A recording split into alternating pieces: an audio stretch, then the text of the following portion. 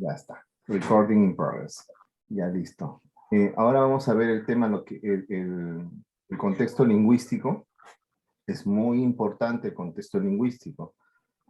La Biblia no está escrita de forma plana. La Biblia tiene diversos géneros literarios. No solamente abarca uno, abarca varios géneros literarios. La Biblia tiene también figuras de lenguaje, ¿no? Hay diversas figuras de lenguaje. En géneros literarios podemos fácilmente mencionar la poesía, la narrativa, la historia, podemos mencionar lo que es también que es considerado un género literario, como es los evangelios. Las cartas también son consideradas como un género literario porque tienen un contexto muy diferente a una carta normal y común y corriente como nosotros la conocemos. A veces cuando pensamos en las cartas, mal llamadas cartas, porque en realidad son epístolas, las llamamos cartas de una manera más moderna para supuestamente traducir su palabra a un contexto más común, pero no, o sea, estamos perdiendo el sentido real, porque son epístolas, tienen una construcción muy diferente a lo de una carta actual. Entonces, en una carta actual, ¿qué decimos? Decimos destinatario, fecha, vocativo, cuerpo, despedida y chao, se acabó, ¿no? Pero en una carta de Pablo, por ejemplo, vemos que la estructura es diferente, ¿no? Podemos analizarla y fácilmente vamos a encontrar diferencias bastante notorias. Entonces, no podemos pensar de que es una carta, más bien se le entiende como una epístola. Y ese es un género literario aparte, ¿no? Tenemos el género de apocalíptica, ¿no? Que está marcada en varias partes de la Biblia, en especial el libro que más conocemos y que lleva ese mismo nombre, ¿no? Como Apocalipsis. Pero también tenemos apocalíptica en Daniel, apocalíptica en Zacarías, apocalíptica en Isaías, en Jeremías, en varias partes, ¿no? Inclusive en los 12 profetas menores también encontramos algunas partes pequeñas de apocalíptica. Entonces tenemos que tener bastante cuidado ahí también, porque la apocalíptica en especial, muy aparte del género literario de la profecía, la apocalíptica es una especie de subrama dentro de la profecía que tiene la característica de tener mucho simbolismo, y ese simbolismo tiene que ser interpretado correctamente, porque no podemos interpretar el simbolismo literal, ¿no? Los simbolismos son esos símbolos que representan algo real, y ese símbolo debe ser interpretado de una manera correcta. Por ejemplo, si yo les dijera, el pulpo de la corrupción ha arropado las más altas esferas del gobierno. Ustedes no van a pensar que un pulpo está viviendo en el Congreso, ¿no? Entonces, entendemos el sentido del simbolismo, no así cada parte del simbolismo como tal, ¿no? Por ejemplo, cuando vemos a un dragón de 7 cabezas y 10 cuernos, no pensamos que Satanás es un dragón, ni que tampoco tiene 7 cabezas ni 10 cuernos, ¿no? Es un simbolismo que quiere representar algo que en realidad es real, pero que esta manera de hablarlo trata de maximizar y de darle un cierto toque más llamativo a lo que se quiere decir, ¿no? Como en el caso del ejemplo, ¿no? Si yo les dijera, la corrupción ha abarcado cada esfera del gobierno, no tiene tanto peso y tanto color como lo tiene el ejemplo anterior, ¿no?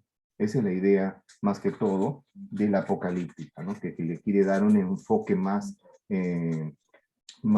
llamativo, por llamarlo de alguna manera, a lo que se está queriendo representar. Eso nos puede ayudar a evitar muchas confusiones también. Las figuras del lenguaje tenemos varias, ¿no? La alegoría, el sinécdoque, la hipérbole, tenemos un sinnúmero de figuras del lenguaje que que tenemos que entenderlas correctamente en su contexto para que no nos traigan ningún error, ¿no? A veces vemos algunos tipos de exageraciones en la Biblia, o si no también la más común, ¿no? Que es justo se me acaba de ir la mente. No sé si tal vez la tengan ustedes en la mente, es cuando uno quiere decir algo muy suave. Ay, se me fue totalmente. Bueno, la idea es que esta figura de lenguaje intenta suavizar lo que se quiere decir, ¿no? Por ejemplo, si yo dijera, quiero ir al baño, hay figuras de lenguaje sobre hay una figura de lenguaje sobre ese punto que lo que intenta es reducir la intensidad de la palabra, ¿no? Por ejemplo, también hay otro ejemplo de eso, como es en el caso de Adán y Eva, cuando se dijo que ellos habían tenido relaciones sexuales, se decía, conoció Adán a su mujer, ¿no? Ese conoció a Adán a su mujer no es otra cosa más que ellas tuvieron relaciones sexuales, ¿no? Igual como el caso de José con María, ¿no? Que dice, y conoció a su mujer después de haber nacido su primer hijo, ¿no? En Mateo 1:25. Entonces, este, esta, este género literario, perdón, figura de lenguaje, que no sé por qué, porque se me fue totalmente, eh, tiene esa característica, ¿no? De suavizar este mensaje, no hacerlo tan fuerte, ¿no? Como por ejemplo cuando dice, y durmieron, ¿no? Y durmió con sus padres, ¿no? No está diciendo otra cosa más que murió. La intención de esta figura de lenguaje, que es muy común en el Antiguo y Nuevo Testamento, es la de suavizar lo que se quiere decir, ¿no? Para que no sea tan altisonante, tal vez, o chocante. En otras cosas hay que entender la gramática.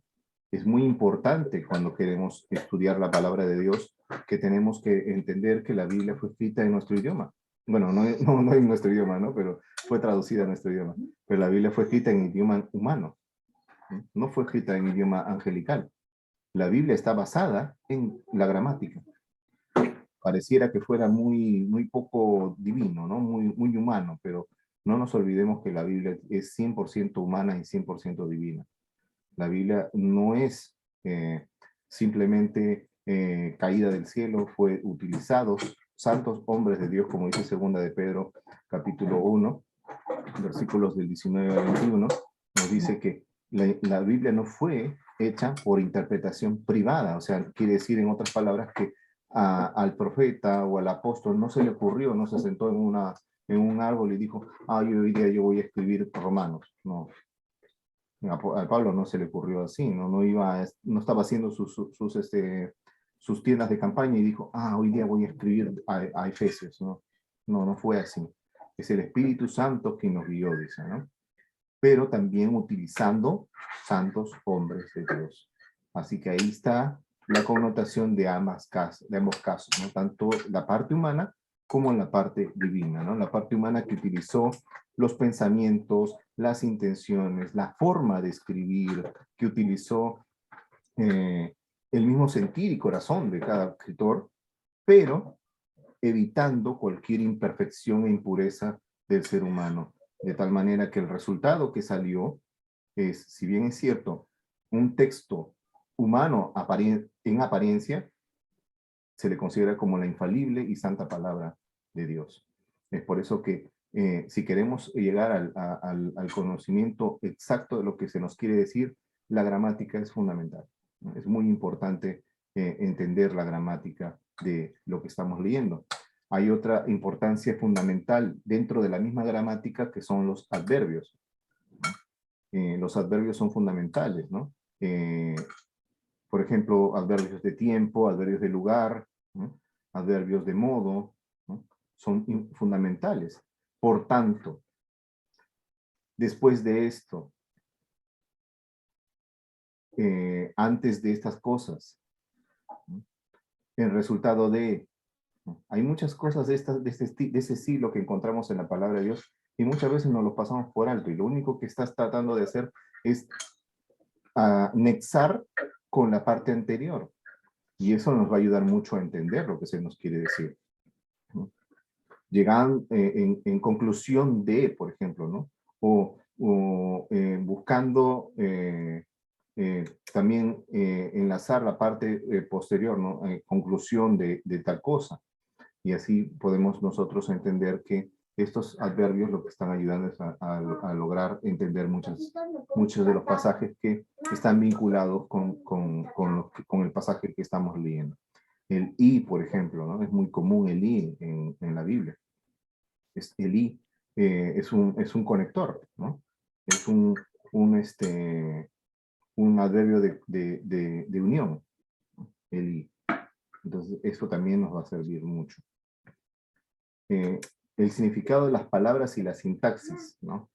Ahora, cuando nosotros hablamos de sintaxis, tenemos que tener en cuenta de que estamos hablando de la estructura, cómo está armada la oración, ¿no? El significado de cada palabra es fundamental. Por ejemplo, si nosotros tenemos el pasaje de... sí, me pareció que no estaba grabando. El puntito rojito.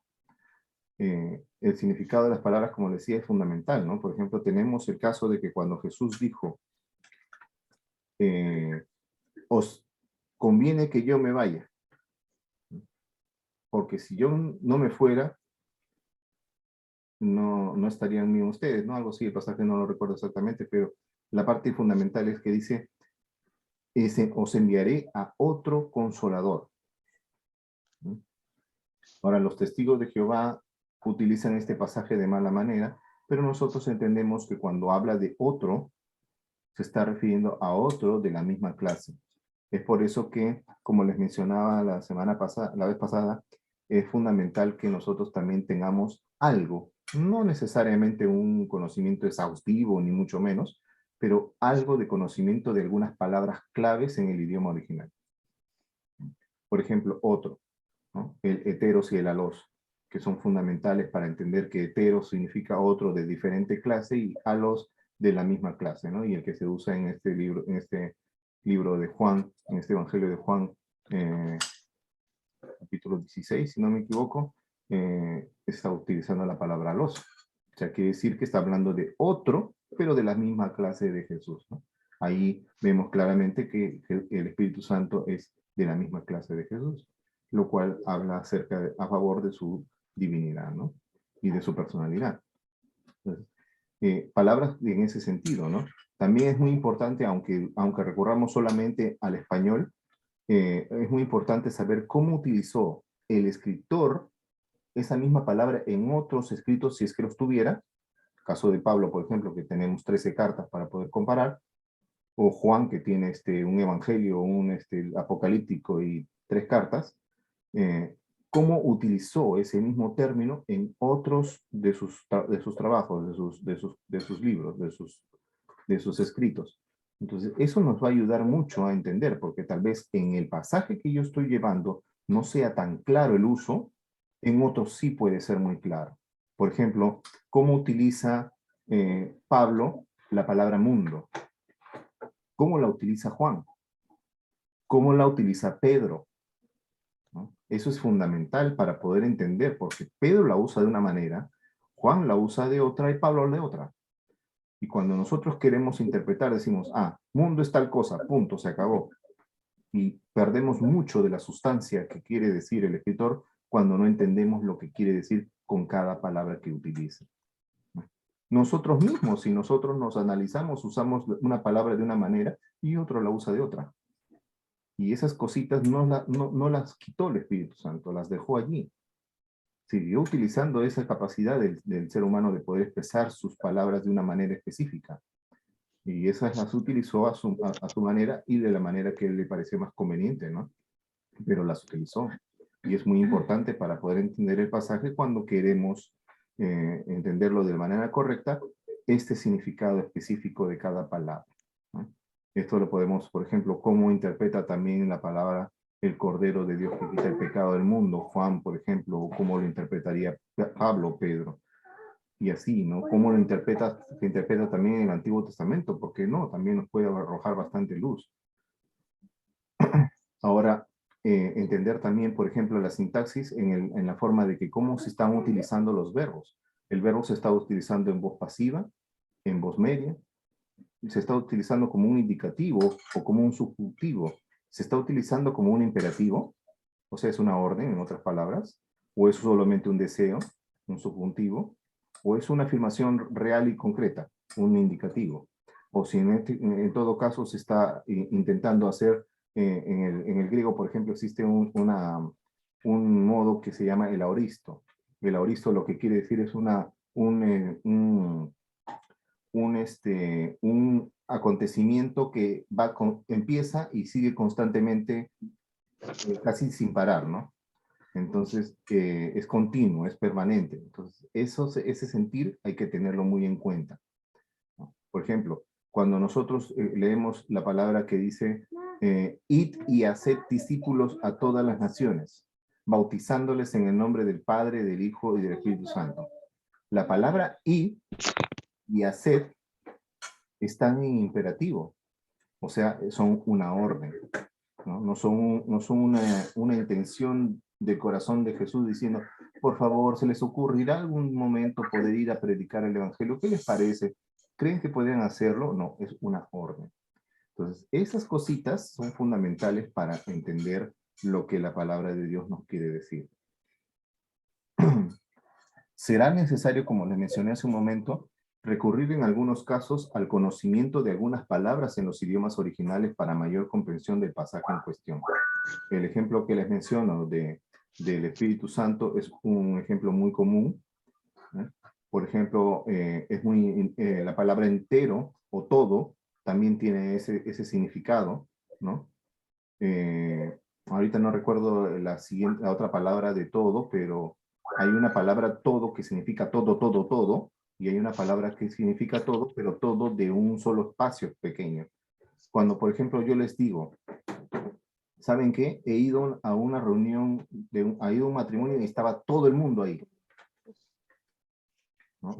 Yo creo que clarísimo me van a entender que no me estoy refiriendo a los más de 2.000 millones de personas que hay en el planeta, sino que a todo el mundo que yo conozco, que sé que puede estar ahí, estuvo, ¿no? O sea, ese todo no se refiere a todo en general, sino a un todo en específico, ¿no? Hay esa palabra que es paz en griego, y la otra que, la verdad, también se me ha ido, significa, pero ese sí significa todo, todo.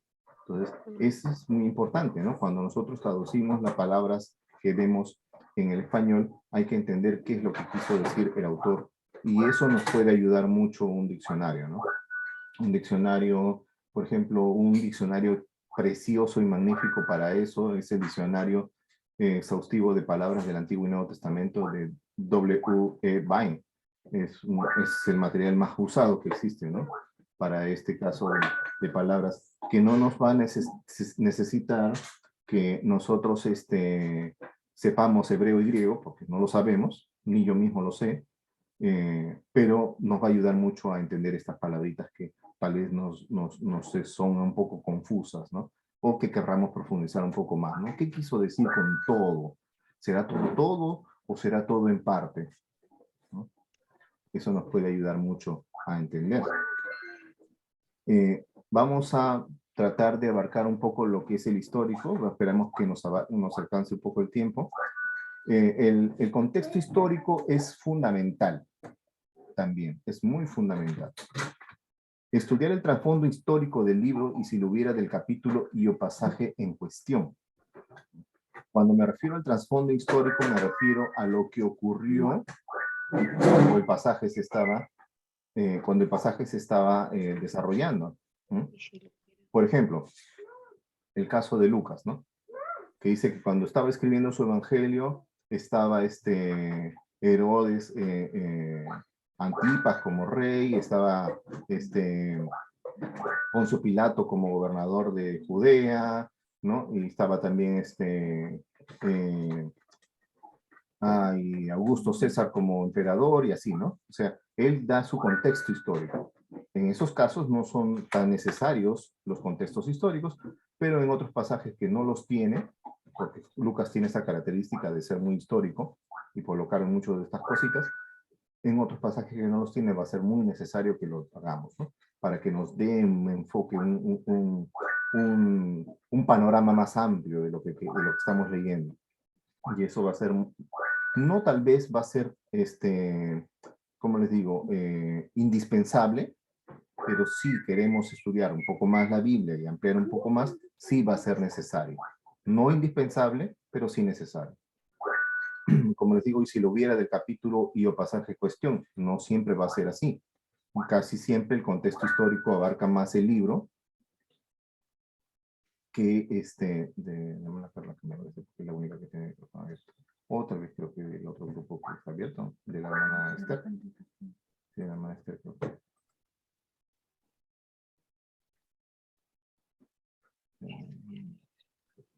Bueno. Entonces, es importante eso, ¿no? En algunos casos sí el contexto del capítulo se va a poder encontrar, ¿no? En algunos casos no, pero del libro sí siempre va a ser posible, ¿no? El trasfondo histórico doctrinal, eso sí es bastante importante, tal vez hasta más que el trasfondo histórico del libro. El trasfondo histórico doctrinal es muy importante. Hermanos, las doctrinas que nosotros creemos ahorita no se creyeron a partir de que nosotros empezamos a creer. Llevan aproximadamente 2000 años de creerse. Y si hay alguna doctrina que se ha enseñado recientemente, entonces nosotros tenemos que tener bastante alerta. No que necesariamente sea equivocada, pero es curioso que pues, me presenten en estos tiempos una doctrina que mis hermanos del siglo primero, 2, 3, 4, 5 o 10 no lo creían. Entonces, es fundamental que nosotros tengamos un trasfondo histórico doctrinal para poder saber si la doctrina que yo estoy entendiendo en la Biblia o que se me ha enseñado más que todo, tiene base en este contexto histórico doctrinal o no.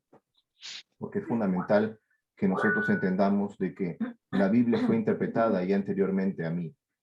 La Biblia no empezó su interpretación conmigo, por lo tanto, hay personas que han interpretado ese pasaje o esa doctrina que estoy tratando de estudiar antes que yo.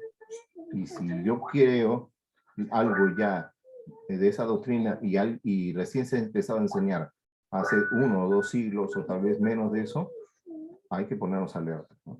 Y hay que revisarlo con más calma. Tal vez nos estamos siguiendo o estudiando o aprendiendo o enseñando incluso algo que es erróneo, ¿no? El contexto cultural. El contexto cultural también es muy importante porque nos puede dar un enfoque, nos puede ayudar mucho revisar un material de ayuda a través del trasfondo cultural del pasaje. ¿De dónde sale ese ruido?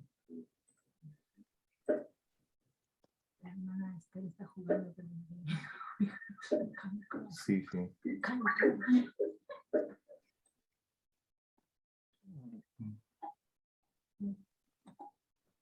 Vamos a ver si lo logro.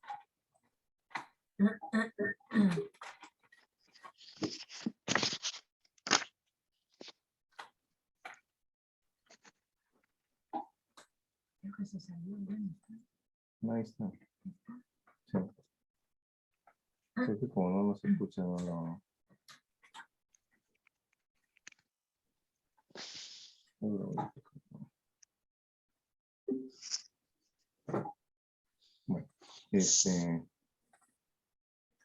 como le decía, el contexto, para el contexto cultural es importante revisar un material de ayuda.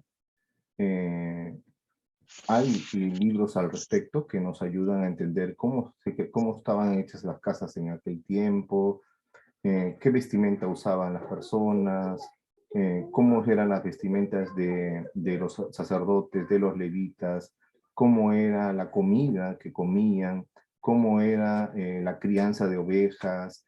Por ejemplo, un pasaje muy importante que nos sirve mucho y en este caso bastante fundamental es el pasaje de Jesús y la puerta. Jesús dijo que era la puerta, ¿cierto? Pero ¿era un trozo de madera con una cerradura? No, ¿verdad? Él quería dar una interpretación de ese pasaje utilizando una figura de lenguaje, ¿no? Cuando hizo un símil, ¿no? Porque eso es una especie de símil, él dijo, yo soy la puerta, el que por mí entrare será salvo, ¿no? Ahora, ¿qué se entendía por la puerta en el caso de hablando del contexto cultural, ¿no?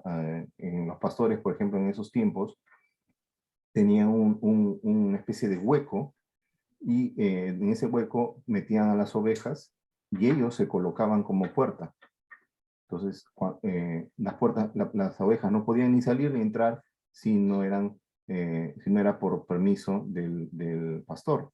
Entonces, eso nos da un enfoque muy, muy, muy importante y nos ayuda mucho a entender lo que nos quiso decir Jesús cuando nos dijo que Él era la puerta, ¿no? ¿No? Nos quiere decir eso y mucho más lo repite en otros pasajes donde nos da a entender de que si nosotros vamos a Él, ya no salimos de Él, ¿no?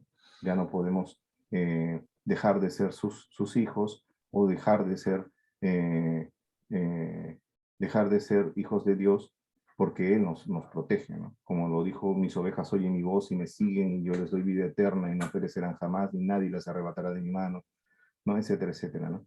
Todos estos ejemplos que usó Jesús cuando dijo, por ejemplo, yo soy el buen pastor, yo soy la vid verdadera, y cada uno de estos ejemplos que él utilizó, el contexto cultural nos puede ayudar mucho a entender, ¿no? Nos puede ayudar mucho a entender.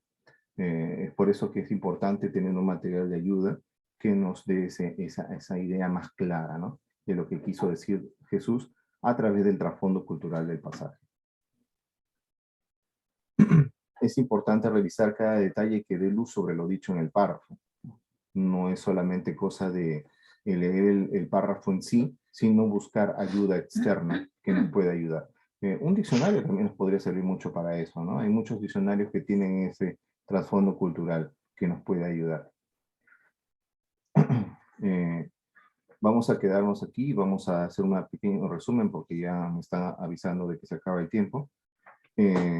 Vamos a retroceder un poco en el contexto lingüístico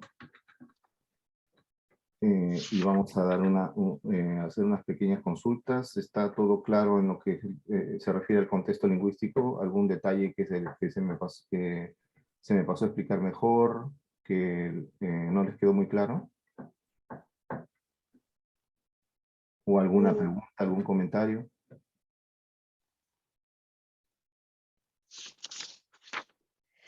No, yo lo que me doy cuenta es que uno, cuando vas traduciendo a otros idiomas, vas perdiendo un poco el sentido de lo que exactamente quiso decir el autor original, ¿no? Y por eso es importante que tengamos libros de ayuda para que nos hagan volver al inicio, ¿no? Lo ideal sería poder entenderlo en el idioma original en que se escribió, puesto que también como hay tantas figuras lingüísticas y tantos detalles y tantas comparaciones, ¿no? Como tú acabas de decir, ¿no? El pulpo de la corrupción, ¿no? Entonces ahora lo entendemos, pero de acá a 1000 años lo entenderán. Claro. Sí, eso es muy, muy cierto, ¿no? Y claro, o sea, cuando uno traduce, incluso si traduces del inglés al español, te das cuenta que se pierden los modismos, se pierden los significados que tienen algunas palabras, que si las traduces literalmente no significan nada, ¿no? Claro, tienes que ser, cuando haces una traducción, en general tienes que hacerlo con el sentido, ¿no? Más que con la palabra por palabra, ¿no? Exactamente, ¿no? El sentido tiene mucho que ver ahí, ¿no? Hay modismos en todos los idiomas y en el hebreo y el griego también habían modismos, sobre todo en el hebreo tiene muchos modismos, ¿no? Para el que no entiende lo que quiere decir modismo, me refiero a frases hechas que quieren decir algo. No, en sí mismas no dicen nada, pero ellas quieren decir algo, ¿no? Como por ejemplo tomadura de pelo, ¿no? Una tomadura de pelo no es que te agarren de la cabeza, ¿no? Obviamente, ¿no? Sino que te están bromeando, te están haciendo una broma. Y si tú lo quieres traducir a otro idioma que no tiene ese modismo específico, no, si tú traduces exactamente tomadura de pelo, el otro idioma tal vez piense que se tiene que agarrar la cabeza, ¿no?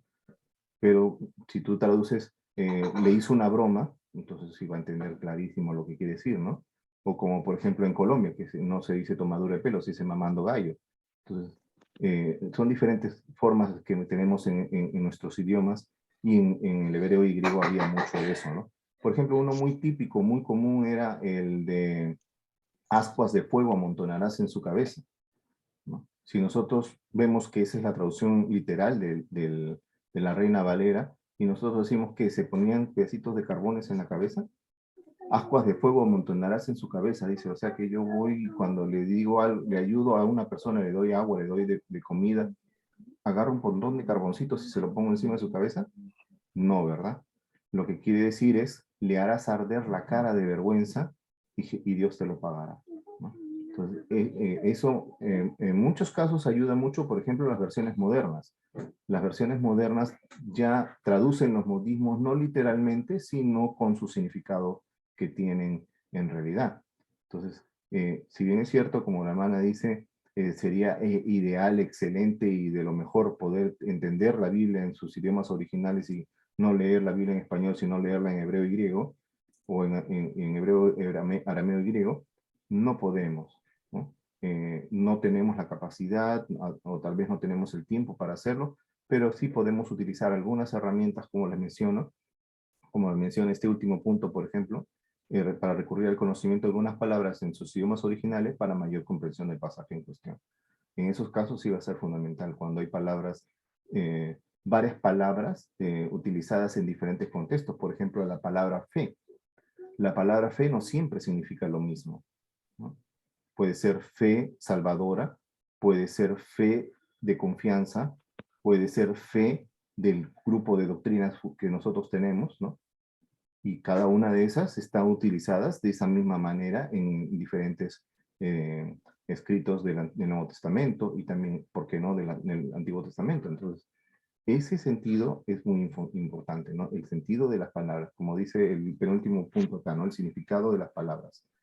Ese tema, por ejemplo, de fe y de salvación es muy común, tiene bastantes significados esas dos palabras, y a veces se trata de traducir o interpretar todas con el mismo significado, y no es así.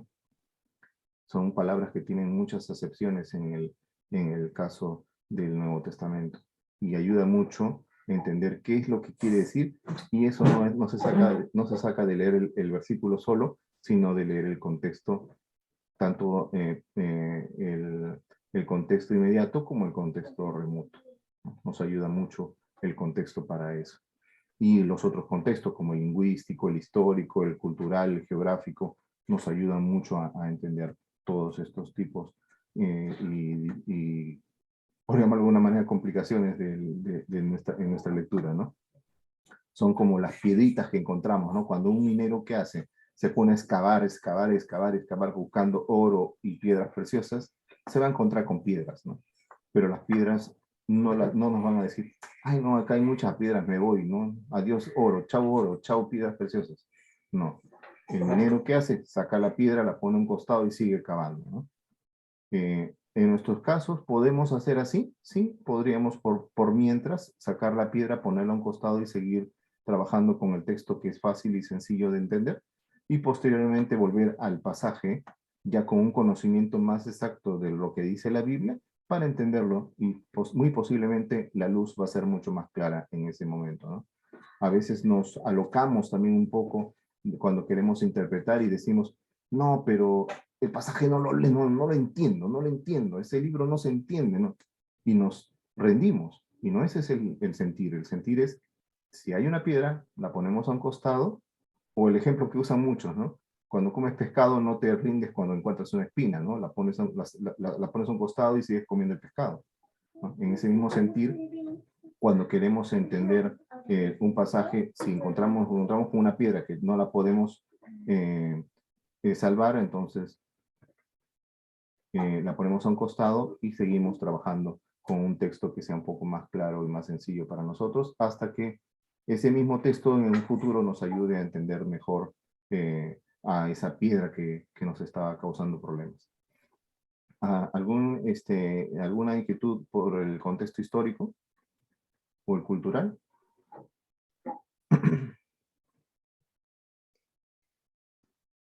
Bueno, pero también ahí tendríamos que estar leyendo constantemente, como tú dices, el contexto, ¿no? Porque como tú dices, ¿no? Cuando nosotros dice el Señor es la puerta o el Señor es el Cordero, ¿no? Entonces, tendríamos que ver también cómo, ¿no? O sea, a veces uno lo lee ligeramente y no sabemos cómo fue interpretado en su momento exactamente, ¿no? Claro. porque él estaba llegando a la gente de su tiempo, Ujú. a la gente del pueblo, a la gente que trabajaba, que tenía sus ovejas, que tenía su ganado, que trabajaba como carpinteros, a la gente, ¿no? A toda la gente. Claro, sí, es fundamental, como les digo, entender el pasaje. Nosotros podemos hacer una lectura devocional rápida del pasaje, pero es fundamental que no solamente nos quedemos con una lectura devocional, sino que hagamos una lectura, perdón, que hagamos una lectura más profunda del pasaje, ¿no? Eh, es, por decirlo así, como un ejemplo de la vaca, ¿no? Y la Biblia nos habla acerca del ejemplo de la vaca, ¿no? Nos dice que, pues si bien es cierto, podemos comernos la Biblia y pasarla rápidamente, después la vamos a tener que regurgitar para poder masticarla más suavemente y sacarle los jugos. Eso se conoce como meditación en la Biblia, ¿no? Y se entiende que se está siguiendo el ejemplo del rumiar de las vacas, ¿no? Porque Claro, cuando nosotros tomamos un pasaje, si bien es cierto, lo podemos leer así, abuelo de pájaro, luego posteriormente vamos a volver a ese pasaje para poder extraer la verdad más profunda. No nos podemos quedar con solamente una lectura rápida del pasaje, ¿no?